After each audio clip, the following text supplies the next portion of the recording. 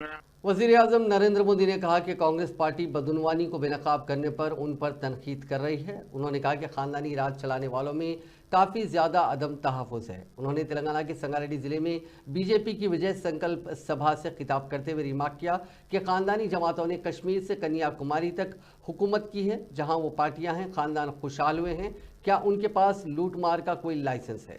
ये कहते हुए कि विरासत की सियासत की मुखालिफत करने वाली खानदानी जमातें बासलाहियत अफराद के साथ गैर मुनसिफाना सलूक कर रही हैं। उन्होंने कहा कि नौजवानों को मौके नहीं मिल रहे हैं। हम आपके एहसासात और एतमाद ज़ाया नहीं होने देंगे, ये मोदी की गारंटी है। साथियों, मोदी तेलंगाना के विकास के लिए कोई कसर नहीं छोड़ेगा और ये मैं आपको गारंटी देता हूं। लेकिन मैं एक बात से आपको आगाह भी कराना चाहता हूं। तेलंगाना में बीआरएस सरकार के घोटालों से परेशान होकर तेलंगाना के लोगों ने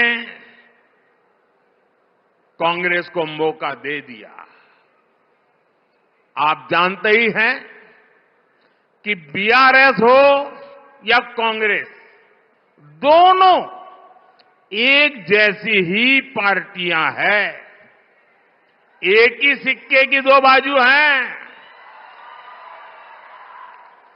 बीआरएस कांग्रेस में गठबंधन है कि नहीं है, वो तो तेलंगाना वाले बताएंगे।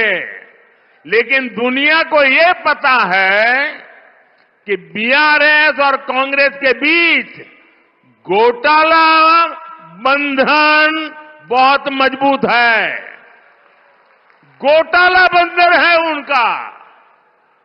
गठबंधन यहां की जनता जानती है, घोटाला बंधन सारी दुनिया जानती है। घोटाला बंधन यानी